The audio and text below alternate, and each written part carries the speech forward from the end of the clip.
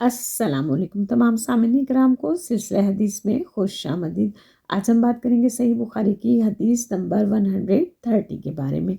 इस हदीस मुबारका में हज़रत उम्मे सलमा रज़ी अल्लाह ताला अन्हा और उम्मे सुलैम रज़ी अल्लाह ताला अन्हा के ज़रिए ख़वातीन का एक अहम शरई मसला बयान हुआ है जो तहारत व पाकीज़गी से मुतल्लिक है।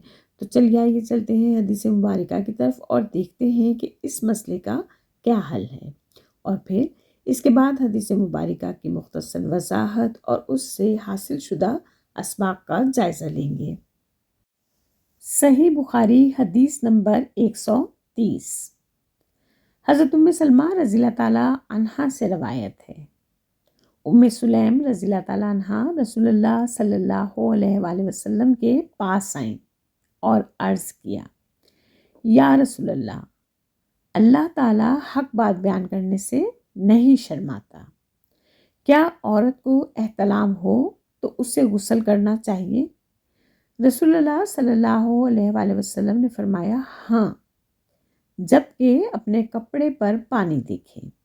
उम्मे सलमा रज़ी अल्लाह ताला अन्हा ने शर्म से अपना मुंह छुपा लिया और अर्ज़ किया, या रसूलल्लाह, क्या औरत को भी एहतलाम होता है? आपने फरमाया, हाँ, तेरा हाथ खाक आलूद हो, फिर बच्चे की सूरत माँ से क्यों कर मिलती है? ये हदीस मुबारका हज़रत उम्मे सलमा रज़ी अल्लाह ताला अन्हा से रवायत की गई है, जो नबी पाक सल्लल्लाहु अलैहि वसल्लम की ज़ौजा मोहतरमा थी। वो बताती हैं कि एक दफ़ा उम्मे सुलैम रज़ी अल्लाह ताला अन्हा, जो कि हज़रत अनस रज़ी अल्लाह ताला अन्हु की वालिदा थी, वो नबी पाक सल्लल्लाहु अलैहि वसल्लम के पास आईं और अर्ज़ करने लगी कि या रसूलल्लाह, बेशक अल्लाह ताला हक बात बयान करने से नहीं शर्माता। और ये बात कुरान पाक की सूरह बकरा की आयत नंबर 26 में भी है कि अल्लाह सुब्हान ताला ने फरमाया, बेशक अल्लाह इस बात से नहीं शर्माता कि समझाने के लिए कोई भी मिसाल बयान फरमाए, ख्वाह मच्छर की हो या ऐसी चीज़ की जो हकारत में उससे भी बढ़कर हो। तो जब अल्लाह किसी बात को बयान करने में नहीं शर्माता, तो मुझे भी एक ऐसा मसला जो बज़ाहिर शर्म की वजह से पूछने में मुमानियत तो हाइल है, लेकिन मैं जानना चाहती हूँ कि क्या औरत को एहतलाम हो तो उसे गुस्ल करना चाहिए? दरअसल उम्मे सुलैम रज़ी अल्लाह ताला अन्हा का हालत ख्वाब में मनी खारिज होने पर गुस्ल वाजिब होने के बारे में पूछना था। तो नबी पाक सल्लल्लाहु अलैहि वसल्लम ने फरमाया कि हाँ, जबकि वो अपने कपड़े पर पानी देखे। उम्मे सलमा रज़ी अल्लाह ताला अन्हा कहती हैं कि उम्मे सुलैम रज़ी अल्लाह ताला अन्हा के इस तरह के सवाल पूछने और नबी पाक सल्लल्लाहु अलैहि वसल्लम के जवाब देने पर मैंने शर्म के मारे अपना मुंह छुपा लिया।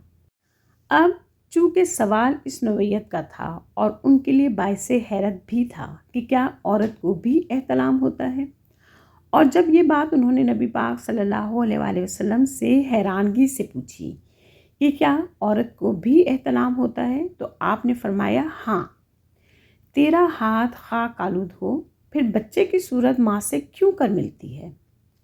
अब नबी पाक सल्लल्लाहु अलैहि वसल्लम का उम्मे सलमा रज़ी अल्लाह ताला अन्हा को कहना कि तेरा हाथ खाक आलूद हो, ये फ़िक्रा अरबों में इज़राह मजाक बोला जाता था, जैसे किसी को कहना कि बेवकूफ़ या कम अकल।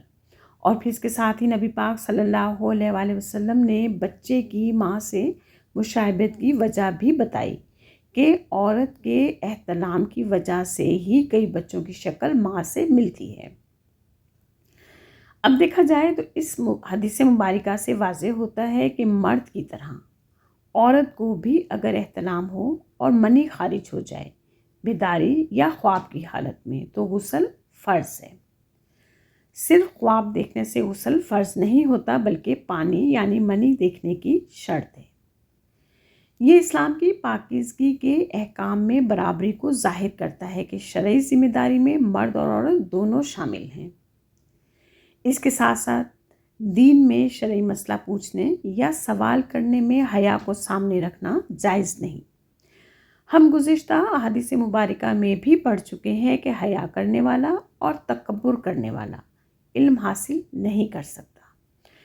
اسی طرح حضرت عائشہ رضی اللہ تعالیٰ عنہ فرمایا کرتی تھیں کہ انصار کی عورتیں کیا خوب ہیں، انہیں دین میں سمجھ حاصل کرنے میں شرم دامن گیر نہیں ہوتی۔ اسی طرح شرعی مسئلے کے تحت ام سلیم کا انتہائی ادب سے سوال کرنا اور اس پر نبی پاک صلی اللہ علیہ وآلہ وسلم کا واضح جواب دینا کہ جب اللہ تعالیٰ حق بات بیان کرنے سے نہیں شرماتا تو دینی مسائل سیکھنے میں شرم مانے نہیں ہونی چاہیے۔ خاص طور پر طہارت اور عبادات سے متعلق مسائل پوچھنا ضروری ہیں۔ در حقیقت اسلام کو فطرت کا دین کہا جاتا ہے جو پاکیزگی اور روحانیت دونوں پر زور دیتا ہے۔ اس میں جسمانی اور روحانی پاکیزگی کا خیال رکھا جاتا ہے۔ جب انسان جسمانی طور پر پاک ہوگا تو اسے اپنے اندر ایک پاک اور متوازن روحانی زندگی کا احساس ہوگا، اور یہی احساس عبادت میں سکون اور اطمینان کا بہت بڑا ذریعہ بنے گا۔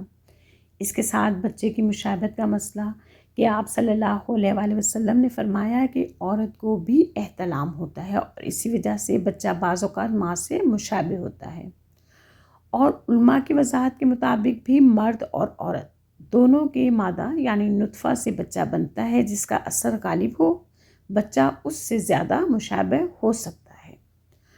اور یہ بات آج کے سائنسی علم سے بھی ہم آہنگ ہے کہ بچے کی خصوصیات اس کی شکل و صورت ماں اور باپ دونوں کے ذریعے منتقل ہوتی ہے۔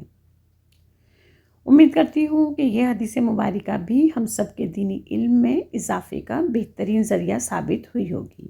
بس اللہ سبحانہ تعالیٰ سے یہی دعا ہے کہ اللہ پاک ہم سب کو دین اچھے طریقے سے سمجھنے کی اور اس پر عمل کرنے کی توفیق عطا فرمائے، آمین۔